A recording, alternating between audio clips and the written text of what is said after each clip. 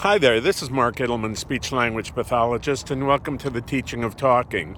This particular video is going to be on the subject of computers. Do they really help people learn to talk?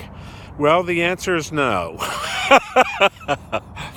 And it's something that many of us in the field who practice and are experienced and who have expertise in aphasia realize that computers they just don't help people with aphasia learn how to talk.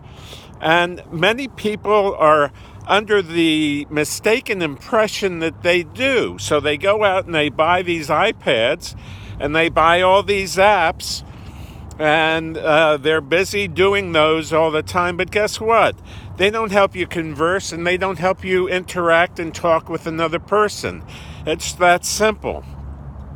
And there is a study which is included, and the link is down below, that was done by some neurologists, people who have expertise with people who have brain dysfunction.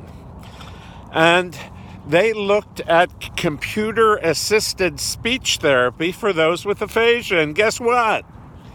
They found that those with aphasia who are using this computer-assisted speech therapy and methodology, that it really doesn't help their conversation, it doesn't help their talking, and it doesn't help the quality of life or anything like that.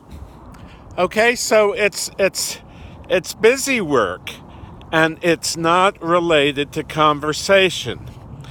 And the research is indicating that, and just about any professional who's had experience and expertise in the field of aphasia knows that. So, what's the solution?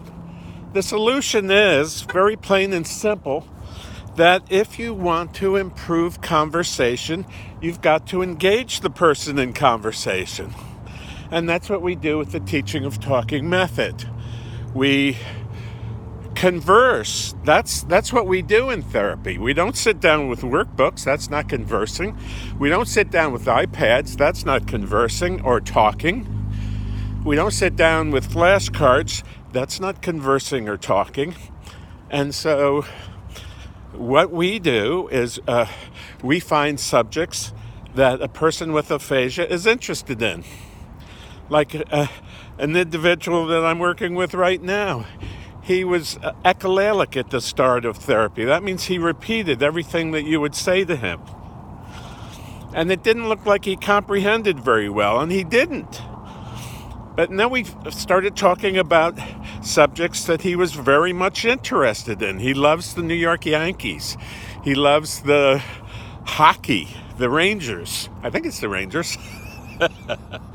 Anyway, he loves sports, and so we talk about sports. And now he listens. Now he has something that he wants to talk about, and he's a lot more engaged. Here's a guy who had been to numerous therapists. All of them had given up on him. And, they were working on things like iPads, and they were working on flashcards, and they were pulling objects out of a box and saying, what's this? It's a hairbrush. What's this? It's a toothbrush. That's not speech therapy. That's what we call confrontational naming, and it's confrontational. And it makes people struggle to answer questions. And that's not talking. Talking is saying, hey, how are you? Well, I'm not feeling so good.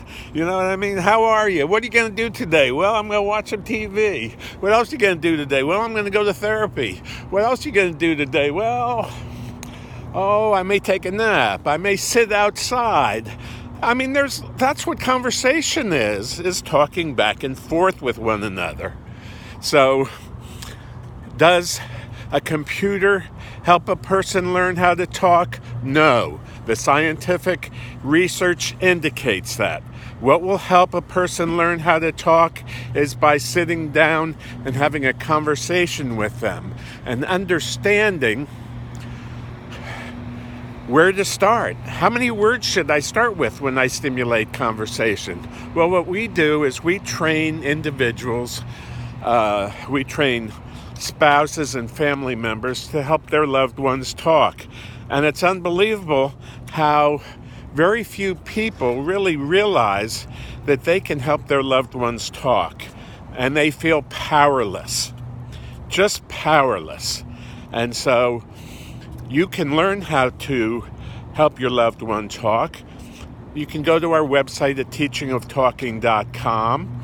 You can get on our mailing list there because there's a link to our mailing list, and there's a link to a questionnaire. So if you'd like to speak to me about personal mentoring where I can teach you what you can do specifically to help your loved one talk, I can do that.